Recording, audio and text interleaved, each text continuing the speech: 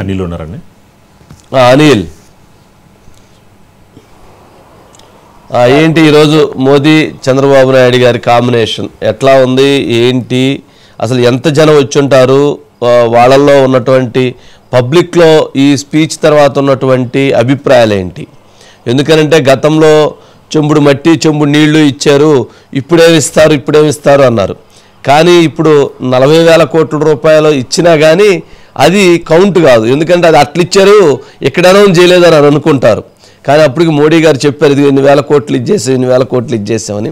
కానీ మనం కలిసి పూర్తి చేద్దాం, మనమే పూర్తి చేద్దామని చెప్పడం ద్వారా దీంట్లో తన భాగస్వామ్యం, తన బాధ్యతని, తన భుజాన్ని కూడా నేను ఇందులో పెడుతున్నాను అని చెప్పని అన్నారు. ఏంటి సరే, ఇంక పబ్లిక్ అంటే ప్రజల అభిప్రాయం ఏంటి, అక్కడికి వచ్చినటువంటి వాళ్ళ అభిప్రాయాలు ఏంటి? అమరావతి నగరం ఊపిరి పీల్చుకుంది సార్. ప్రస్తుతం గ్రామాలుగా ఉన్న ఈ ప్రాంతం మహానగరంగా రాబోయే రోజుల్లో తయారవబోతుంది. దానికి పునాది ఏనాడో పడ్డ అడ్డంకులు, ఆటంకాలు, అవరోధాలు ఏ మాదిరిగా ఏర్పడ్డాయో 5 ఏళ్ల కాలం జగన్మోహన్ రెడ్డి పరిపాలనలో మనం చూసాం. అయితే ఈరోజు ప్రధానమంత్రి మోడీ ఇచ్చింది ఏదైతే ఉందో ఆర్థిక భరోసా కాదు సార్. నేనున్నాను, మనం కలిసి ఐక్యంగా ఈ ప్రాజెక్టును పూర్తి చేద్దాం, తద్వారా భారతదేశ ఆర్థిక శక్తికి అమరావతి నగరం ఉపయోగపడుతుంది, ఆంధ్రప్రదేశ్కు ఆర్థిక ఆక్సిజన్గా కూడా ఇది ఉపయోగపడుతుందనే విషయాన్ని ఆయన స్వయంగా చెప్పారు. నేను అండగా ఉన్నాను, ఉంటాను, ఉండబోతున్నాను అనే విషయాన్ని ప్రధానమంత్రి మరొకసారి స్పష్టం చేశారు. ఆ రోజు ఆయన చేతుల మీదుగా రాజధాని అమరావతికి అంకురార్పణ జరిగితే ఈరోజు పునఃప్రారంభం రీస్టార్ట్ అయితే ఏదైతే ప్రభుత్వం స్లోగన్ ప్రారంభించిందో అది జరిగింది. 44,000 కోట్లకు పైగా దాదాపు 49,000 కోట్ల రూపాయల వరకు పనులకు సంబంధించిన టెండర్ల ప్రక్రియ పూర్తి చేసుకున్న ప్రతి పని ఇక వేగంగా రాబోయే 3 ఏళ్ల కాలంలో అభివృద్ధి రూపంలో కనబడబోతా ఉంది. కేంద్రం యొక్క సహకారంతో ఇప్పటికే 40,000 కోట్లకు పైగా వివిధ బ్యాంకుల నుంచి కూడా ఆర్థిక ఏదైతే సహకారం రాష్ట్ర ప్రభుత్వానికి అమరావతి నిర్మాణానికి సంబంధించి ఆ వెసులుబాటు కలిగింది. ఆ బ్యాంకులు కూడా నిధులు ఇవ్వడానికి ముందుకొచ్చాయి, కొన్ని నిధులు విడుదల చేసిన పరిస్థితి ఉంది. అయితే ఇక నిర్మాణ పనులు వేగంగా ఆటంకాలు, అడ్డంకాలు అన్నింటినీ తొలగించుకొని క్లియర్ చేసుకుని రైతుల ఆకాంక్షలు, ఆంధ్రప్రదేశ్ 5 కోట్ల ఆంధ్రులు తమ ఆత్మగౌరవంగా ప్రతీకగా అమరావతి నగరాన్ని నిర్మించుకోవాలని భావిస్తున్నారు. అది జరిగేలాగా ఈ రోజు నుంచి వేగంగా అడుగులు పడబోతా ఉన్నాయి. ఖచ్చితంగా ప్రధానమంత్రి సభ పట్ల ఈ ప్రాంత రైతులు, రాష్ట్ర ప్రజలందరూ కూడా సంతోషాన్ని వ్యక్తం చేస్తున్నారు. గతానికి ఇప్పటికీ మోడీకి చంద్రబాబు గారి మధ్య ఆ మైత్రికి, బంధానికి కొంత వ్యత్యాసం కనిపిస్తోంది. గతంలో మైత్రి ఉన్నప్పటికీ ఇప్పుడు ఏంటి మోదీ గారు చంద్రబాబు నాయుడు గారు ఏందో తెగ మాట్లాడుకుంటున్నారు. చేతులు ఇద్దరు 4 చేతులు చెర్రుని చేతులు తెగ తిప్పుతున్నారు. బాబు గారు కుర్చీ పక్కగా జరుపుకోనల్లా ఏదో అసలు చెబుతూ ఉన్నారు. ఆయన చెబుతూ ఉన్నాడు, నవ్వుతూ ఉన్నాడు, సీరియస్గా డిస్కషన్ జరుగుతూ ఉంది. ఏదో మొత్తానికి ఇప్పుడు ఆయన చెప్పింది మోడీ గారు చెప్పరు, బయటికి బాబు గారు చెప్పరు. వాళ్ళు చెప్పింది ఆ వెనకమాల ఉన్న వాళ్ళు ఎనరా వాళ్ళు చెప్పరు, ఆ పక్కన ఉన్న వాళ్ళు ఏమన్నా మరి వాళ్ళకి వినపడిందో వినపడలేదో ఏంటో ఆ సంభాషణ చాలా కీలకంగా జరిగినట్లుంది. ఏమన్నా బయటికి ఏమన్నా వచ్చిందా, బాబు గారు ఏమన్నా చెప్పారా? ఇటీవల కాలంలో మనం అంటే లేదు సార్, బయటకు చెప్పే పరిస్థితి లేదు.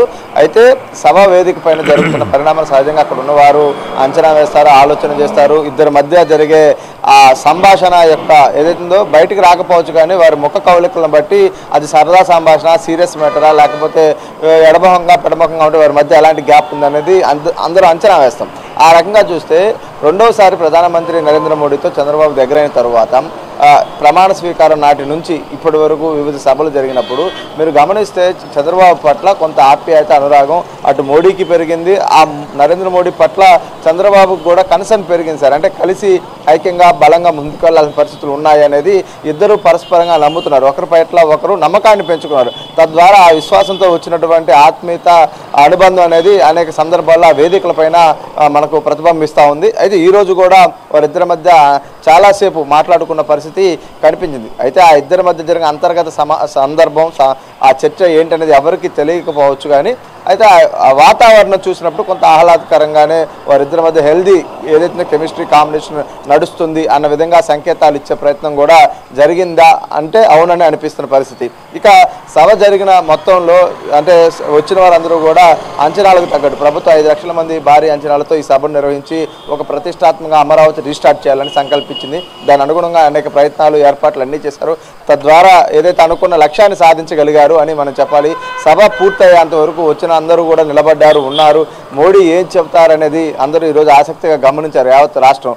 అయితే ఆ విషయంలో ప్రధాని ప్రసంగం పట్ల కావచ్చు, అక్కడ జరిగిన సభా తీరు పట్ల అందరిలోనూ సానుకూలత కనిపిస్తూ ఉంది. ఎందుకంటే అమరావతి పునర్నిర్మాణానికి సంబంధించి వేగంగా ఇప్పటికే కొన్ని నిర్ణయాలు చేసి అమలుకు శ్రీకారం చుట్టడం ఒకటి, నేను ఉన్నాను పెద్దన్నగా మీకు సహకరిస్తాను, ఆంధ్రప్రదేశ్ అత్యాధునిక నగరంగా అమరావతి ఉంటుంది, చంద్రబాబు నాయుడు భారీ ప్రాజెక్టు నిర్మాణాన్ని అతి త్వరలో తక్కువ రోజుల్లో పూర్తి చేసే శక్తి సామర్థ్యాలు ఉన్న భారతదేశంలో ఉన్న అతి తక్కువ మందిలో ముఖ్యుడు చంద్రబాబు అంటూ కూడా సంబోధిస్తూ అమరావతి నిర్మాణ బాధ్యతలు చేపట్టిన ముఖ్యమంత్రిని అభినందించిన పరిస్థితి కూడా కనిపించింది. ఇక అటు పవన్ కళ్యాణ్ ఇటు చంద్రబాబుతో కలిసి తాను ఏ విధంగా నడవబోతున్నాను, ఎన్టీఆర్ ఆ రోజు కన్నా ఏదైతే వికసిత్ ఆంధ్రప్రదేశ్ కళలు ఖచ్చితంగా మనం పూర్తి చేద్దాం, నెరవేరుద్దాం అనే విధంగా ఆయన ఒక కీలకమైన వ్యాఖ్యలు చేయడం. అంటే మీరు భవిష్యత్తులో కూడా మేము కలిసి ఉంటాము, కలిసి ఉండబోతున్నాము, కలిసే పూర్తి చేస్తామనే సంకేతాలు కూడా ఇచ్చారు sir. Right Anil, right, thank you.